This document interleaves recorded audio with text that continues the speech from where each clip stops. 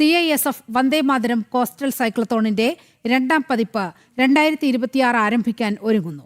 2026 ജനുവരി 28-ന് ന്യൂഡൽഹിയിലെ major Dhyan Chand national സ്റ്റേഡിയത്തിൽ ആഭ്യന്തര സഹമന്ത്രി Nityanand Rai CISF Vande Mataram coastal cyclothon 2026 വെർച്വലായി ഫ്ളാഗ് ഓഫ് ചെയ്യും.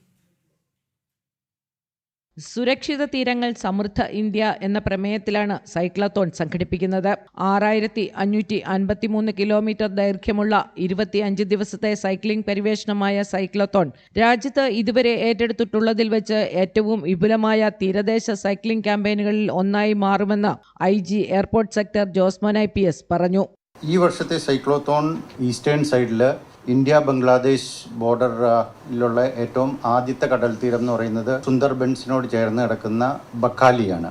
ബക്കാലി കടൽ തീരത്ത് നിന്ന് തുടങ്ങി ഹൽദിയ പോർട്ട്, പാരദീപ് പോർട്ട്, കൊണാർക്ക്, പിന്നെ വിശാഖപട്ടണം പോർട്ട്, ആന്ധ്രാപ്രദേശിലൂടെ കടന്നു വന്ന് ചെന്നൈയിലെത്തി.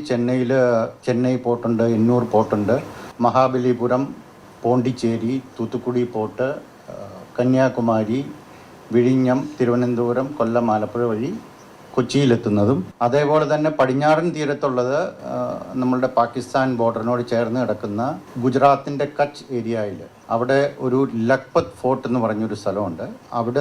അവിടുത്തെ കടൽ തീരത്തുനിന്ന് തുടങ്ങി കാണ്ടില പോർട്ട്, പോർബന്ദർ, ഗുജറാത്ത് മൊത്തം കവർ ചെയ്തു വന്ന് സൂറത്ത്, ബോംബെ, ഗോവ, കാർവാർ, മംഗലാപുരം, കണ്ണൂർ, കോഴിക്കോട്, കൊച്ചിയിലെത്തുന്ന ഒരു പ്രോഗ്രാമാണ്. ഇത് കംപ്ലീറ്റ് കോസ്റ്റ് ലൈൻ കവർ ചെയ്യുകയാണ് ഇതിൻ്റെ ഉദ്ദേശം.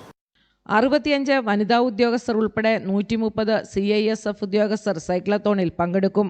മയക്കുമരുന്ന്, ആയുധങ്ങൾ, സ്ഫോടക വസ്തുക്കൾ എന്നിവയുടെ കള്ളക്കടത്ത് പോലുള്ള ഭീഷണികളെക്കുറിച്ച് തീരദേശ സമൂഹങ്ങളെ ബോധവൽക്കരിക്കുകയും ജാഗ്രത പ്രോത്സാഹിപ്പിക്കുകയും ചെയ്യുക, ശക്തമായ ഒരു തീരദേശ സുരക്ഷാ ശൃംഖലയ്ക്കായി തീരദേശ സമൂഹങ്ങളും സുരക്ഷാ ഏജൻസികളും തമ്മിലുള്ള പങ്കാളിത്തം ശക്തിപ്പെടുത്തുക തുടങ്ങി വിവിധ ലക്ഷ്യങ്ങളോടെയാണ് സൈക്ലത്തോൺ സംഘടിപ്പിക്കുന്നത്.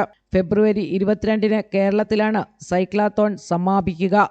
ജനം, കൊച്ചി.